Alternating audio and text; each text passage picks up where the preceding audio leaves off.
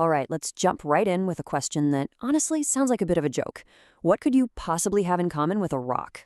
I know, but stick with me because the answer is actually pretty mind-blowing. No, really, think about it for a second.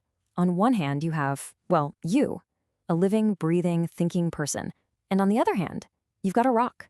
It just sits there. It feels like they couldn't be more different, right? Like they come from two separate universes. But what if I told you that nature has this secret recipe that it uses to build pretty much everything? Okay, so to figure this out, we've got to go back to basics, like really basic. We're going to look at the fundamental ingredients, the raw elements that make up both the Earth's crust and us. And, at first glance, the lists look completely different. So let's start with the ground we're standing on. The Earth's crust is, believe it or not, made of some pretty simple stuff. I mean, look at this. Almost 3/4 of it is just two things: oxygen and silicon. Everything else we think of, aluminum, iron, all that stuff, it's basically just a little bit of seasoning in Earth's big recipe. Now, let's flip the script and look at us. It's a totally different story. That silicon that was so important for rocks, yeah, we barely have any of it. For us, the star of the show, right after oxygen, is carbon. Carbon is the undisputed king of biology. It's the backbone for, well, pretty much all life as we know it. So yeah, for us, it's all about oxygen and carbon. Okay, so they seem totally different, right? Worlds apart. But hang on a second. Did you see it? There's one ingredient that's at the top of both lists: oxygen. It's the #1 element in the planet's crust and in our bodies. It's this amazing connector, the thing that bonds with everything else to build all these incredible structures, whether we're talking about living things or not. And this right here is the key takeaway. Even though we both use a ton of oxygen, the main building material, the core framework, is totally different. The world of rocks and geology, that's built on a foundation of silicon. But life chose carbon. And that one decision is what sends geology and biology down two completely different, but as we'll see, weirdly similar paths. All right, let's start with the rocks. We're going to dive into Earth's Lego set. Now, imagine you have this giant box of Legos, but there's only one kind of brick in there, just one shape. How in the world are you supposed to build anything interesting, let alone an entire planet with that? Well, guess what? Earth figured it out.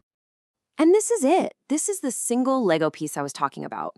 It's called a silicate tetrahedron, and it's super simple, really. It's just one little silicon atom in the middle with 4 oxygen atoms stuck to it, making this tiny pyramid shape. And this little guy? This is the fundamental building block for something like 92% of the entire Earth's crust. It's a big deal. So here's where the magic happens. The secret isn't a bunch of different bricks. It's about all the different ways you can connect the same brick. You can have one just floating by itself that makes a mineral like olivine, or you can start linking them corner to corner to make a long single chain, and boom, you get a totally different mineral. Then you can weave those chains together into a double chain, or flatten them out into sheets like you see in mica. And finally, if you connect every single corner in all 3 dimensions, you get this super strong interlocking 3D network, and that's quartz. It's all about how they're put together. And this isn't just a fun fact, it has real-world effects. The rule is super simple. The more links between the bricks, the stronger the final structure is. That's why a complex 3D network like quartz is way, way tougher and more resistant to erosion than something made of just simple chains. Okay, so we've got it. Rocks are built from one simple Lego brick, just arranged in a bunch of clever ways. So what about us? Does life play by the same rules? I think you might be starting to see where this is going. And yep, just like the world of rocks, biology has its own set of fundamental Lego bricks. For us, there are 2 main kinds we use for everything. We've got amino acids. Those are the building blocks for all of our proteins. And we've got nucleotides. Those are what build our genetic code, DNA and RNA. For now, let's just focus on the proteins. So, how do you build a protein? Well, life has this toolkit of about 20 different types of amino acids, and it strings them together, one after another, kind of like beads on a necklace. This long chain then does something amazing. It folds up all on its own into a very specific, very complex 3D shape. And that final shape is everything. It's what determines what that protein actually does, whether it's building your muscles or helping you fight off a cold. But here's the most important part. It's all about the order. The sequence of those amino acid beads is what dictates the final folded shape, and that shape dictates the function. It's basically an information system, a code. It literally spells out everything from the color of your eyes to the enzymes that digest your food. So we've looked at how rocks are put together, and we've looked at how life is put together. Now for the really cool part. Let's put these two stories side by side and watch the grand design just click into place. And here it is. This is the big idea.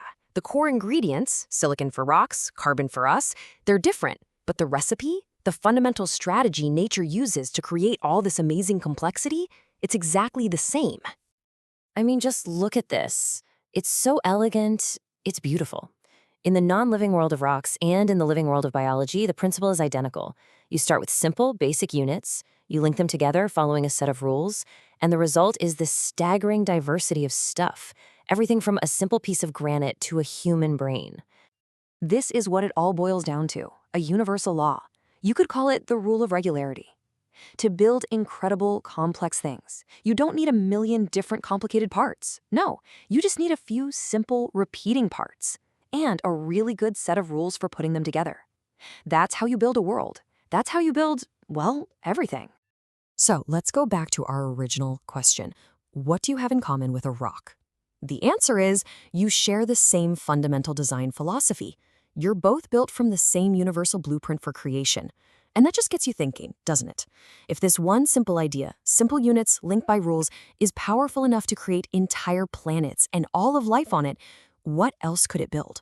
What else is out there just waiting to be assembled? Definitely something to chew on. Thanks for joining me.